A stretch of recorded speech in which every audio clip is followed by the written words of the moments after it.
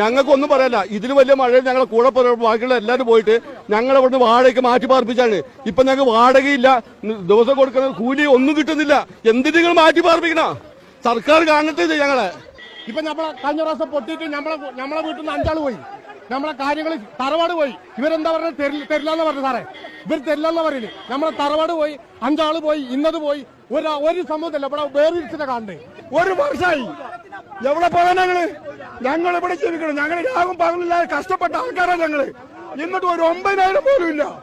വേർതിരിക്ക എത്ര സ്ഥലത്ത് കയറണം? എവിടേക്ക് പോകാൻ എവിടെ ഏതിലേക്ക് ഞങ്ങൾ മാറ്റാൻ? ഞങ്ങളിത് 4-8 എത്ര പ്രാവശ്യം സമരത്തിന് പോയെന്നറിയാം. കലക്ടറേറ്റില്, വില്ലേജില്, താലൂക്കില്. ഇനി ഞങ്ങൾ സമരത്തിന് പോകാൻ സ്ഥലമല്ല ഞങ്ങൾക്ക് എന്ത് സുരക്ഷ അവിടെ ഉള്ളത്? 300 രൂപ ഡെയിലി വേജസ് എന്നുള്ള ഞങ്ങൾക്ക് ഞായറാഴ്ച അടക്കുമ്പോൾ ഇവിടുത്തെ വില്ലേജ് ഓഫീസർ ഇവിടുത്തെ കുറെ ആൾക്കാരും കൂടിയിട്ട് ഞങ്ങളെല്ലാരും ഔട്ടാക്കിയേക്ക. നിങ്ങൾ സുരക്ഷിതരാണെന്ന് പറഞ്ഞു. എന്ത് സുരക്ഷ?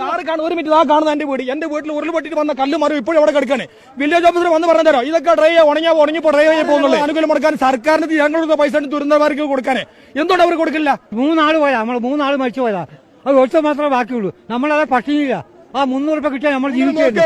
നാൽക്കാലികളെ കൊണ്ടുപോകുന്ന മാതിരി ഞങ്ങളുടെ ആളുകളെ ഞങ്ങൾക്ക് ട്രാക്ടറിൽ കൊണ്ടുവരേണ്ട അവസ്ഥയാണ്. എത്ര മണിക്കൂറുകളായി മുണ്ടക്കയിൽ ഈ സമയം ഉണ്ടായിട്ട് ഫയർഫോഴ്സിന്റെ വണ്ടി വരുന്നത് 10 മിനിറ്റ് മുമ്പാ. നിങ്ങൾ